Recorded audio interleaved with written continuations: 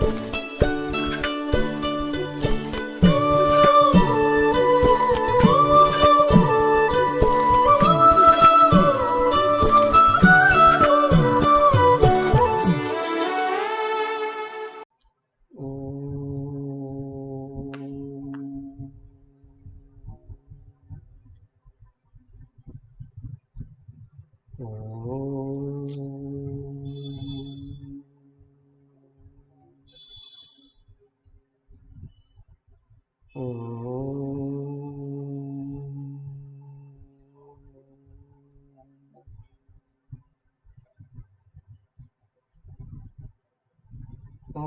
సహనావవతు సహనౌ భునక్తు సహ వీర్యం కరవావహై తేజస్వినావధీతమస్తు మా విద్విషావహై.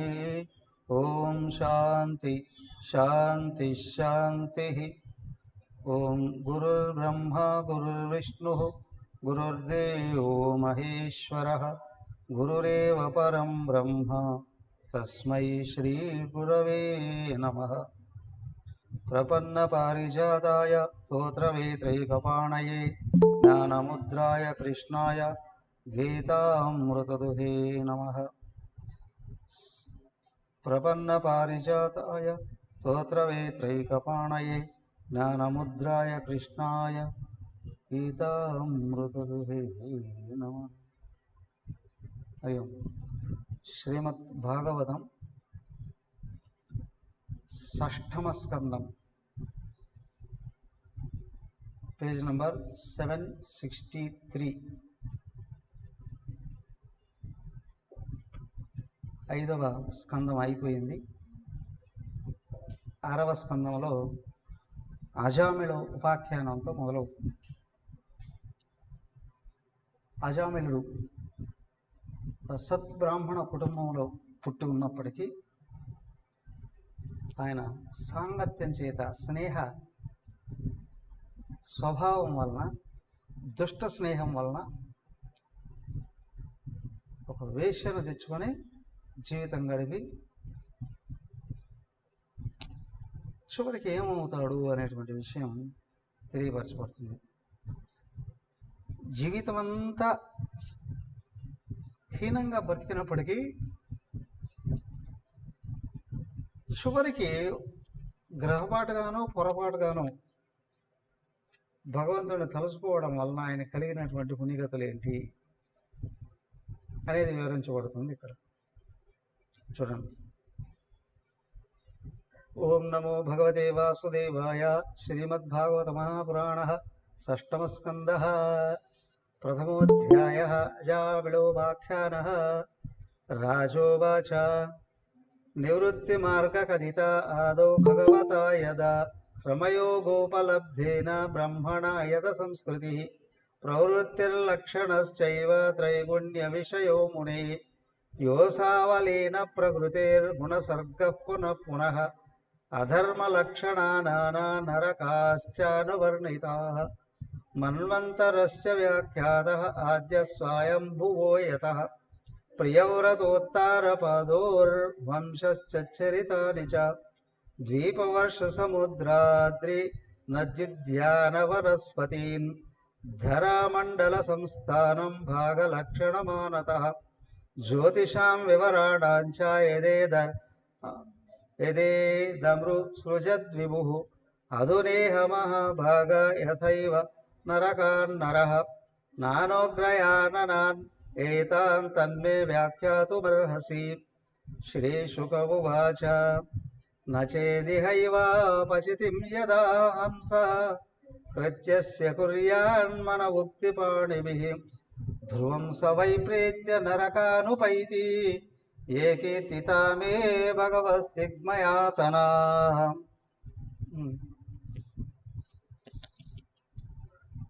రాజోవాచ. రాజు అడుగుతున్నాడు. ఎవరి రాజు అడుగుతున్న ఆయన? పరీక్షణ్ మహారాజు. పరీక్షితుడు అడుగుతున్నాడు. ఎవరిని? శుకమహర్షి. ఏమని? నివృత్తి మార్గకథిత ఆదౌ భగవతా యదా క్రమయోగోపలబ్ధేన బ్రహ్మణ యథ సంస్కృతి. అయ్యా, ఓ సుఖయోగి ఇంతకుముందు మొట్టమొదటగా ఎప్పుడు ద్వితీయ అధ్యాయంలో నివృత్తి మార్గాన్ని గురించి వివరించావు. నివృత్తి అంటే మోక్ష మార్గం. మోక్షం కావాలి అనుకున్నటువంటి వాళ్ళు ఏ విధంగా నడుచుకోవాలి. ప్రవృత్తి అంటే ముందుకెళ్ళడం, ప్రపంచంతో సంబంధాలు పెట్టుకుంటూ. నివృత్తి అంటే ప్రపంచంలో వ్యవహరిస్తూ ఉన్నప్పటికీ కూడా దైవంతో సంబంధం పెంచుకొని ప్రపంచం మీద తాదాత్మ్యాన్ని వదులుకుంటూ వెళ్ళిపోవడం. దాని గురించి 2వ స్కందంలో చెప్పావు. తర్వాత 3వ స్కందంలో ప్రవృత్తి మార్గాన్ని గురించి కూడా బాగా వివరించావు. నివృత్తి మార్గంలో వెళ్ళినటువంటి వాళ్ళు ఈ లోకానికి ఇక మళ్ళీ రాకూడదు, ఈ లోకం నుండి పై లోకాలకు వెళ్ళిపోతుంది. ప్రపంచంలో ఉన్న ఎలాంటి భోగాలు అధికారాలు కోరుకోకుండా దైవం మీద ఆసక్తితో వ్యవహరించినటువంటి వాడు చనిపోయిన తర్వాత ఇక్కడి నుంచి నేరుగా సూర్యమండలానికి వెళ్ళిపోతాడు. సూర్యుడి దగ్గర నుండి అక్కడి నుంచి అంటే బ్రహ్మలోకానికి వెళ్ళిపోతాడు. బ్రహ్మదేవుడు ఉన్నంత వరకు బ్రహ్మదేవుడి దగ్గర ఉండి బ్రహ్మదేవుడితో సహా ముక్తి పొందుతాడండి ఆయనతో పాటు. మరి ప్రవృత్తి మార్గంలో ఉన్నవాడు ప్రపంచం మీద బాగా తాదాత్మ్యం ఉంటుంది. తాదాత్మ్యం ఉన్నవాడు ఏం చేస్తాడయ్యా, ఎక్కడికి వెళ్ళా మళ్ళీ పరిగెత్తుకుంటూ ఇక్కడికి వచ్చేస్తాడు. ఈ సుఖభోగాల కోసం అధికారాల కోసం చేయకుండా చేశాడు అని అనుకోండి, వాడు ఇంకా కింది లోకాలకి వెళ్ళిపోతాడు, నరకాది లోకాలకి వెళ్ళిపోతాడు. దాని గురించి 3వ స్కందంలోనూ బాగా వివరించావు. పోతే స్వర్గాది లోకాల దాకా వెళ్ళి మళ్ళీ పరిగెత్తుకుంటూ ఇక్కడికి వచ్చేటువంటి విధానాన్ని అక్కడ చెప్పావు. తర్వాత 4వ స్కందం దాంట్లో ఏం చెప్పావయ్యా, అధర్మ కృత్యాలు ఆచరించినటువంటి వాళ్ళు ఏ విధంగా నరకానికి వెళతారు, అవునా? అలాగే పుణ్యకార్యాలు చేసినటువంటి వాళ్ళు ఏ విధంగా అయితే స్వర్గాది లోకాలకు వెళతారు 4వ స్కందంలోనూ చెప్పావు. మరి 5వ స్కందం దగ్గరకు వచ్చేటప్పటికి అసలు ఈ సృష్టి అంతా ఎలా వచ్చింది, మనువుల దగ్గర నుండి స్వయంభూముల దగ్గర నుండి వాళ్ళందరూ వంశాన్ని అంతటినీ వర్ణించి చూపించావు. అవరా? అంతేకాదు ఈ భూమి ఏ విధంగా ఏర్పడింది, భూమి ఎలాగ అయితే 5వ స్కందంలో విపులంగా చెప్పాడు. ఈ భూమి మీద ఎక్కడెక్కడ ఏమేమి అన్నాం కదా, ద్వీపకల్పాలు, మరి 7 ద్వీపాలు ఉన్నాయండి. మరి ఇలాంటి విషయాన్ని అంతటినీ కూడా 5వ స్కందంలో బాగా వివరించాం. అయితే ఇప్పుడు ఏం కావాలయ్యా, అవునా? ఇప్పుడు అడుగుతున్నాడు, నచేదిహ ఏవ అపచితిం యదా హంస. అయ్యా, ఈ లోకంలో మానవుడు పాప పుణ్యాలను ఆచరిస్తూ ఉన్నాడు. పాపాన్ని ఆచరిస్తే పతనమైపోతాడు, అలజడికి లోనవుతాడు. ఎక్కడ మనసు అలజడికి లోనైందో పాపం అంటుకుంది అని. విషాన్ని ముట్టుకున్నాం, వాసన వస్తుంది రాదా? అవునా? సుగంధ ద్రవ్యాలను ముట్టుకున్నాం, వాసన వస్తుంది రాదా? ముట్టుకుంటే వాసన ఖచ్చితంగా వస్తుంది కదా. ఏం చేయాలి వాసన పోవాలంటే? దుర్వాసనలు అయితే కడిగేసుకుంటాడు సోప్ పెట్టి, సువాసనలు అయితే కొద్దిసేపు ఉంచుకుంటాడు అలాగే కదా. అలాగే దుర్వాసనలని విషపు వాసనలను ఏ విధంగా తొలగించుకుంటాడో అలాగే చెడు కర్మలు చేయడం, పాపకర్మలు చేయడం వలన పాప వాసనలు అడుతాయి. ప్రాయశ్చిత్తాలు తీసుకుంటే ఆ వాసనలు వెళ్ళిపోతాయి. అయ్యా, పాపం చేసినట్టు ఎలా తెలుస్తుంది? నీకు కానీ లోపల అలజడి కలిగింది అంటే పాపం ఏదో జరిగింది. మనస వాచ కర్మణ 3 ద్వారా ఎక్కడో పాపం జరిగి ఉంది, అందుకే మనసు అలజడికి లోనైంది. ఆ అలజడిని తగ్గించుకున్నావో ఎదుగుతావు. కానీ అలజడితో పనులు చేసే కొద్దీ ఇంకా ఇంకా ఇంకా ఇంకా అలజడే పెరుగుతూ వస్తుంది. ఇంకా చేయకుండానే చేసేటువంటి అవకాశాలు కలుగుతాయి.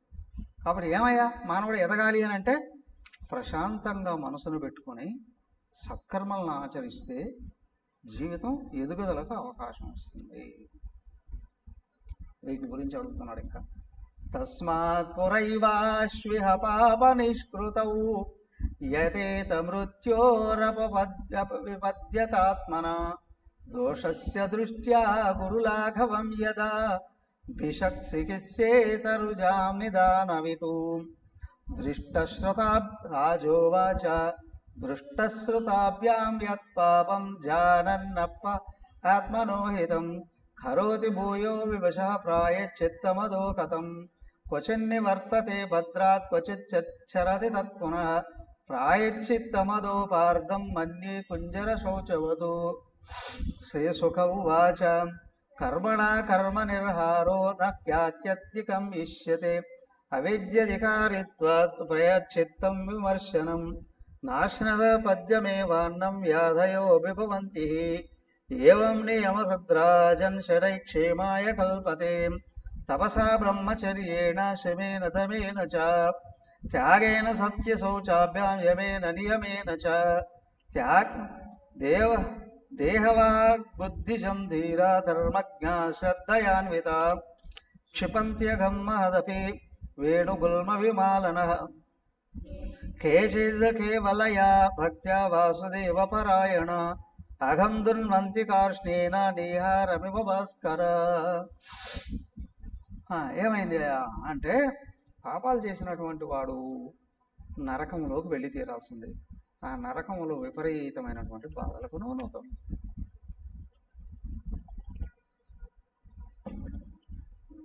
అగ్ని మండుతూ ఉంది పొయ్యిలో, అందంగా ఉంది, వేలు పెడితే కాల్చేస్తుంది, తప్పనిసరి కాల్చేస్తుంది. యాసిడ్ అవునా, కింద ఏదైనా మరకలు పడితే క్లీన్ చేయడానికి తీసేసారు. ఎలా ఉంటుందా అని వేలు పెడితే కాల్చిపారేస్తుంది, దాని నేచర్ అది.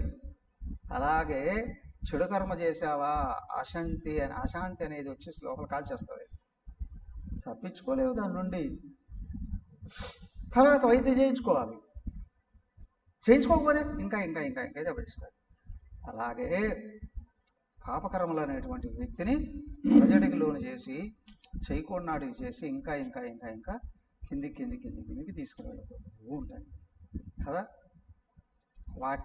వాటికి బయటపడాలి అంటే ప్రాయశ్చిత్తాలు చేసుకొని తీరాలి. ప్రాయశ్చిత్తాలు చేసుకొని తీరాలి. ఎలాగా ఆ ప్రాయశ్చిత్తాలు అన్నీ చేసుకునేది? దాన్ని ఇంకా క్వశ్చన్ కొనసాగిస్తున్నాడు చూడండి.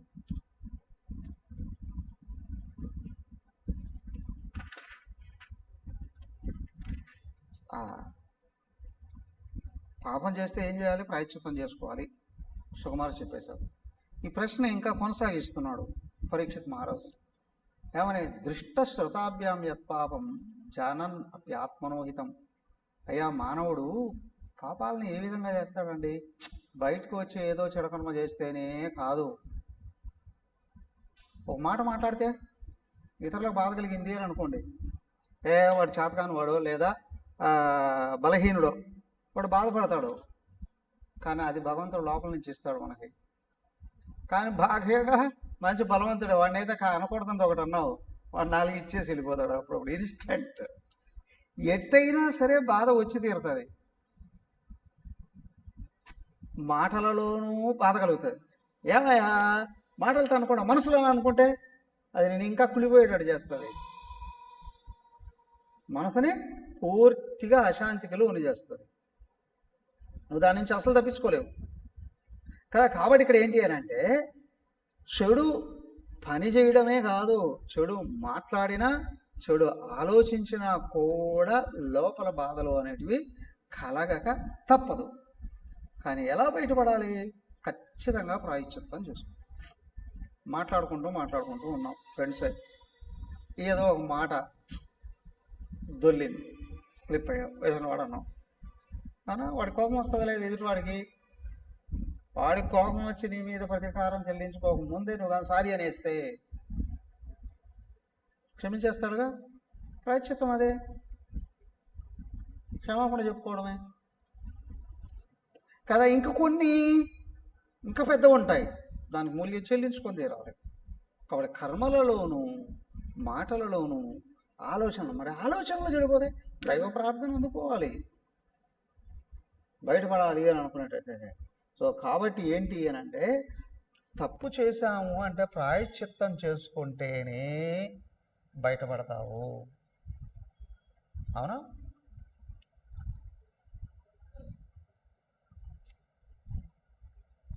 కానీ ఒక్కోసారి ప్రాయశ్చిత్తం చేసుకున్నా ఒక మాట అనేసావు, సారీ అన్నావు, మళ్ళీ అంటే మళ్ళీ ఎలాగంటే తప్పు చేయడం సారీ చెప్పడం, తప్పు చేయడం సారీ చెప్పడం. ప్రయోజనం ఏంటి? ప్రయోజనం ఏంటి? చులకన అయిపోతుంది కదా. ఇలాంటి వాటి నుండి కూడా పూర్తిగా బయటపడాలి అని అంటే ఏం చేయాలి? తప్పని తెలుస్తుంది కానీ మానలేకుండా ఉన్నాం. శుకుడు చెప్తున్నాడు, కర్మణ కర్మ నిర్హారో నా హ్యాత్యంతిక ఇష్యతే అవిద్యాధికారిత్వాత్ ప్రాయశ్చిత్తం విమర్శనం. అయ్యా, కొన్ని విషయాలకి బాహ్యంగా ప్రాయశ్చిత్తాలు చేసుకుంటే పోతాదేమో కానీ కొన్ని విషయాలకి లోపల స్వభావాన్ని మార్చుకోగలగాలి. లోపల స్వభావాన్ని మార్చుకోగలగాలి. నువ్వు జబ్బు చేసింది, డాక్టర్ దగ్గరికి వెళ్తాం, ఏదో మంది ఇస్తాడు, కొద్ది రోజులు అణిగినట్టు ఉంటుంది, మళ్ళీ ఏం చేస్తావి? మళ్ళీ వదిలిపెడతావు. ఏమయ్యా అల్లోపతి తీసుకుంటున్నావా? నువ్వు ఆ జబ్బు నయం కాదండి, అడిగినట్టు ఉంటుంది, మళ్ళీ వస్తూ ఉంటుంది, నువ్వు ఆయుర్వేదం లేదా హోమియోపతిగా తీసుకోపో, ఆ జబ్బుని మూలానికి తీసిపారేస్తుంది. కూరగాయలు మొక్కలు పెట్టాం, దాంట్లో గరిక లేదా తుంగ గడ్డి పడుతూ ఉంటుంది, అది కొట్టేసే కొద్దీ మళ్ళీ వస్తుంటుంది, కొట్టేసే కొద్దీ మళ్ళీ వస్తుంటుంది. మళ్ళీ రాకుండా ఉండాలంటే ఏం చేయాలండి? దాని మూలానికి తీసేయాలి. అవునా? వేర్లు మూలాలకు కానీ తీసి పారవేసేస్తే మళ్ళీ ఆ గడ్డి రాకుండా ఉంటుంది కదా. అలాగే ఇక్కడ కూడా ఏంటంటే తప్పులు చేయడం ప్రాయశ్చిత్తాలు చేసుకోవడం కాదండి, వాటి మూలానికి వెళ్ళి దాని మూలాన్ని తీసేయాలంటే అజ్ఞానాన్ని తీసేయాలి. అన్ని రకాల పాపాలకు మూలం అజ్ఞానం. అజ్ఞానం నడుపుతున్న అహంకారం, దాని వలన రాగద్వేషాలు, దాని వలన చెడులన్నీ జరుగుతుంటాయి. కాబట్టి ఇప్పుడు అజ్ఞానాన్ని తీసివేయాలి అంటే ఏం చేయాలండి? నువ్వు భగవంతుడిని శరణు చూడయ్యా, మరి ఆయన బోధించినటువంటి శాస్త్రాలని అధ్యయనం చేయడానికి ప్రయత్నం చేయవయ్యా. అప్పుడు ఏమని తెలుస్తుంది? కనిపించేదంతా పరమాత్మయే. నువ్వు ఎన్ని చోట్ల తప్పు చేసినా దేవుడు ఎదురుగా అయితే తప్పు చేస్తావా? దేవుడు ఎదురుగా వచ్చినా తప్పు చేస్తున్నాడంటే వాడు రాక్షసుడు. రాక్షసులు ఏం చేస్తారు? దేవుడిని చంపేద్దాం కదా, దేవుడిని చంపేద్దాం అనుకుంటారు, అడ్డు లేకుండా పోతుంది. కాబట్టి దేవుడు ఏం చేస్తాడు? ఉంచుతాడు, వాళ్ళని అధికారాలు బీగేస్తాడు, మొత్తం ప్రాణాలు కూడా తీసేస్తాడు, ప్రాణాలు కూడా తీసేస్తాడు కదా.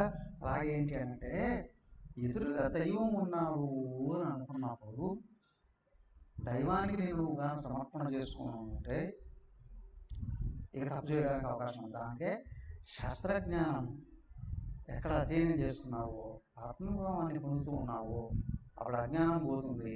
ఇక నువ్వు తప్పులు చేయాల్సినటువంటి పరిస్థితుల నుండి బయటపడతావు. చెప్తున్నాడు 16.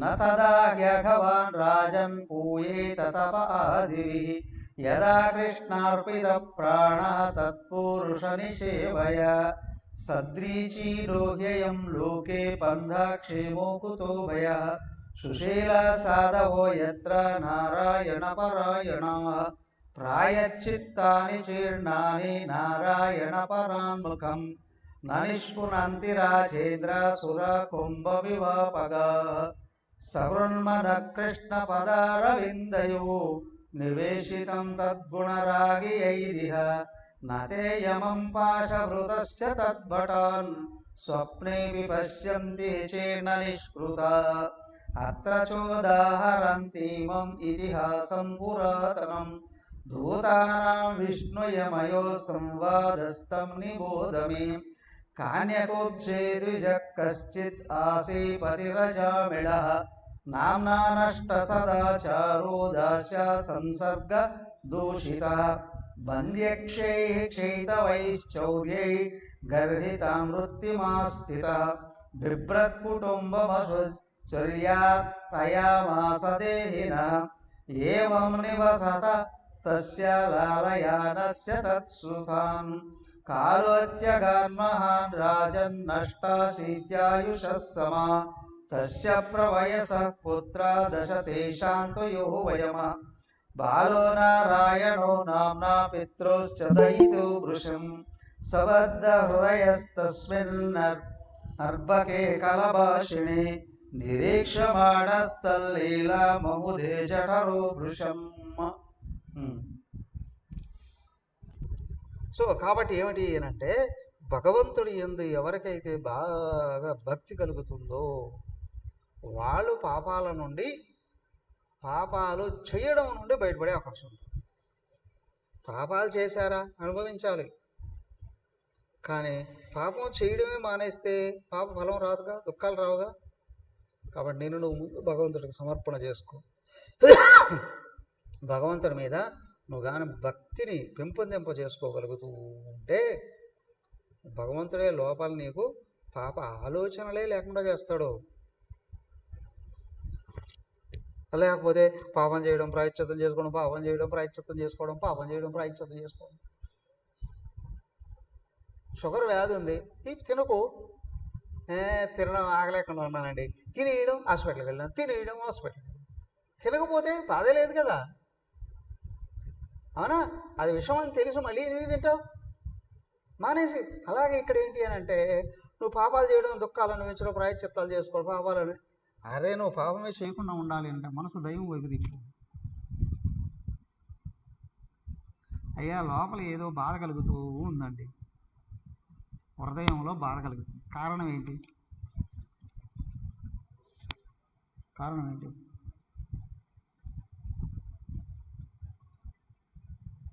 ఓ డాక్టర్ హాస్పిటల్కి వెళ్ళామనుకోండి, మీకు గుండెపోటు వచ్చింది అని అంటాడు. ఈ కార్పొరేట్ హాస్పిటల్స్ ఉన్నాయే, నువ్వు కానీ సంప్రదించామంటారా స్కాన్ చేయాలి అని అంటాడు. అవునా? ముందు కార్డు ఉందా అని అడుగుతాడు. అవునా? 1,00,000 2 లక్షలు బిల్లు వేసి పంపిస్తాడు. అదే నీ బాగా తెలిసిన నీ ఫ్రెండ్ ఫ్యామిలీ డాక్టర్ ఎవరు ఉన్నారనుకోండి, లోపల ఇట్లా ఏదో ఉంది అని అంటే ఏదో గ్యాస్ ట్రబుల్ అయి ఉంటుంది, అవునా, కొంచెం వేడి నీళ్ళు తాగు, లేకపోతే ఈ చిన్న ట్యాబ్లెట్ వేసుకో గ్యాస్ వెళ్ళిపోతుంది అంటారు. అది ₹1 2 ఖర్చు పెడితే అది అయిపోతుంది. అవునా? అది కాదయ్యా, ఇంకా లోతుగా ఏదో బాధ కలుగుతూ ఉంది. గుండెపోటు లేదు, గ్యాస్ ట్రబుల్ లేదు, హాని కలుగుతుంది అంటే మనస్సులో ఏదో మంట పడుతూ ఉంది, దుఃఖానికి ఒత్తిడికి లోను చేస్తుంది, తల దేహం అన్ని తిప్పి పారేస్తుంది. 5 నిమిషాలు ఏకాగ్రంగా కూర్చొని ఆర్తిగా లోపల జపం చేసుకో. ఏమవుతుంది? నువ్వు నిష్టగా జపం చేసే కొద్దీ నీ మనసులో దేవుడు రూపం నామం నిలబడుతుంది. అవునా? వేరే ఆలోచన లేవుగా. గమనించు, ముందు వేరే విషయాల ఆలోచనలకు వచ్చినప్పుడు మనసు ఒత్తిడికి గురైంది, దైవం రూపం నామం లోపల నిలబడ్డప్పుడు కొట్టుకుపోతుంది.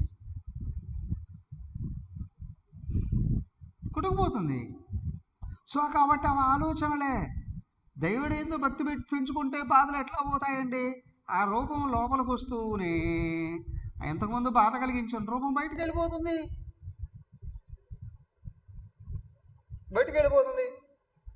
ఇండైజెషన్గా ఉందండి, తిప్పేస్తూ ఉంది, తలకాయ వామిటింగ్ చేసుకో, చెత్త బయటికి వెళ్ళిపోతుంది. ఆ తర్వాత వేడి నీళ్ళు ముఖం కడుక్కొని నోరు కూడా కడుక్కో, నీళ్ళు తాగు, కొద్దిసేపు ఏం తినకుండా ఉండు, హాయిగా ఉంటుంది కదా. అదే ఇది కూడా రాకూడని ఆలోచనలు లోపలికి వచ్చినప్పుడు మనసు ఒత్తిడికి లోనవుతుంది, బాధలకు లోనవుతుంది.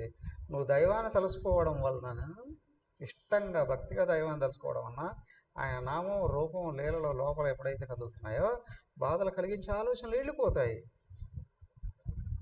నువ్వు బాధల నుండి బయటపడాలి, పాప ఫలాల నుండి బయటపడాలి అని అనుకుంటే దైవాన్ని తలుసుకోవడమే. నువ్వు పాప కర్మకే అవకాశం ఇవ్వకుండా ఉండాలి అని అనుకుంటే నీ మనసును దైవ అర్పణ చేసుకో, దైవార్పణ చేసుకో.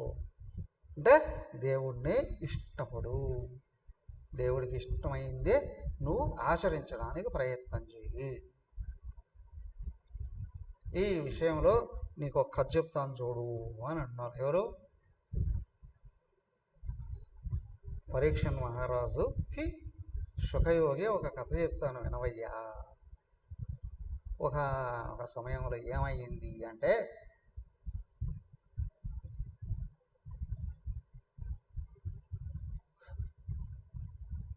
ఓ పరీక్షణ్ మహారాజా, ఒక ప్రాచీన గాథ ఏమిటి, ఒకనొకప్పుడు యమదూతలకి విష్ణుదూతలకి ఫైటింగ్ జరిగింది. ఎవరికి? యమదూతలు నరకాన్ని తీసుకెళ్తారు, వాళ్ళు విష్ణుదూతలు వైకుంఠానికి తీసుకెళ్తారు. వాళ్ళిద్దరి మధ్య ఒక సంవాదం.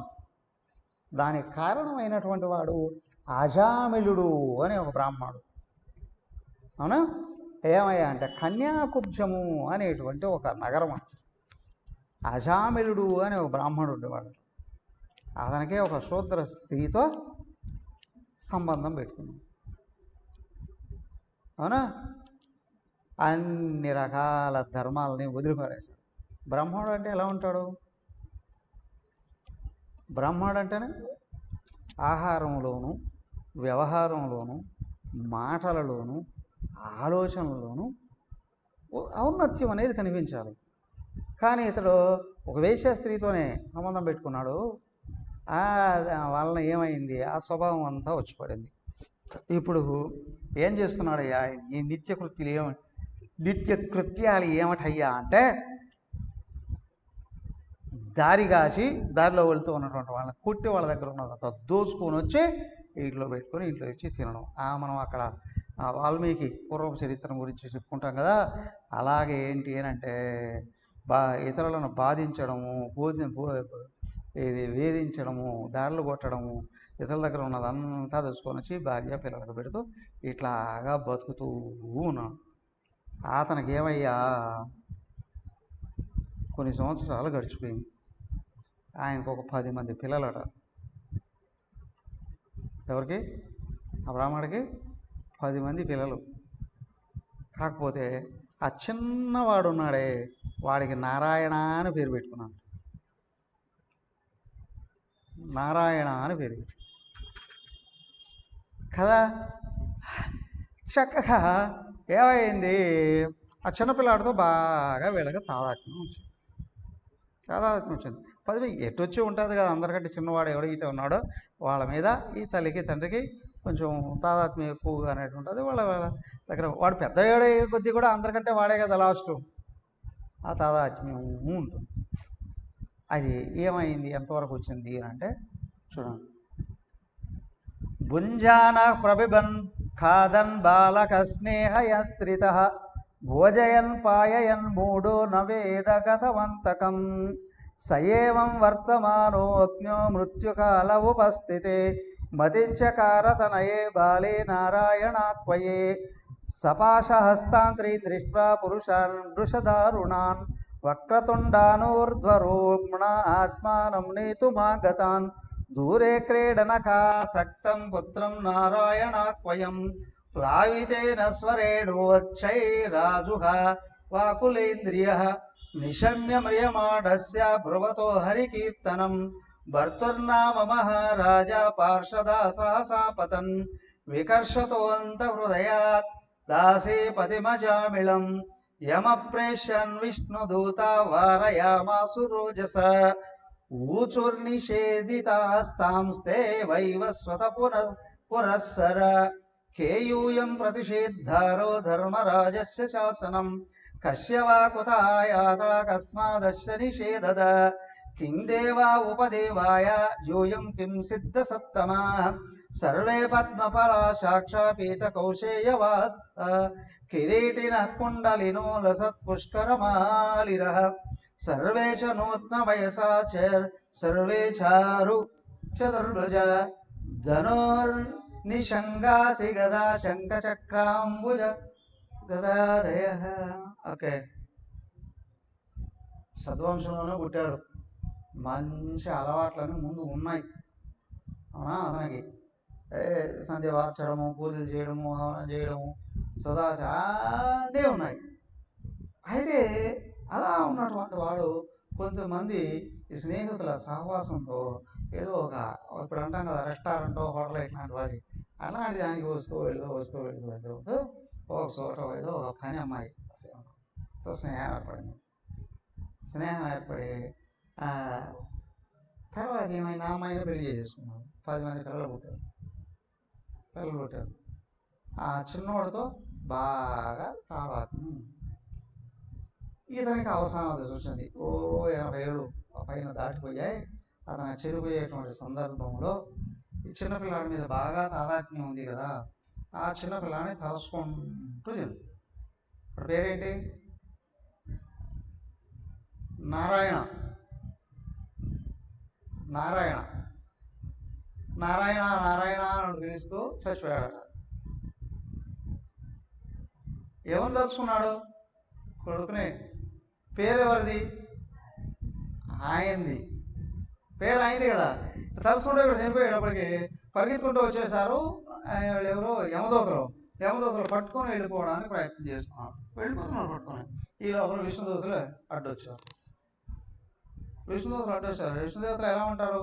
విష్ణుదేవుడు లాగానే ఉన్నారు వాళ్ళంతా. శంఖ చక్ర గదా పద్మాలతో, చక్కటి హారాలతో,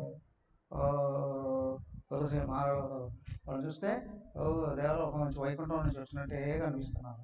వీళ్ళు ఎట్లా ఉన్నారు? వీళ్ళు భయంకరంగా ఉన్నారు యమదూతలు. వీళ్ళు పట్టుకొని వెళ్ళిపోతారు. వాళ్ళు వచ్చి అడ్డుపడ్డారు. ఏమయ్యా అతన్ని మాకు ఇచ్చేయని విష్ణుదూతలు అన్నారు. అరే మీకు ఎట్లా ఇస్తామయ్యా, వీడు మహా దుర్మార్గుడు. ఇప్పుడు ఏం చేశారు? వాళ్ళు చిన్నప్పటి నుండి వీడు ఏమేమి చేశాడో ఆ పాపాలన్నీ ఏకరవు.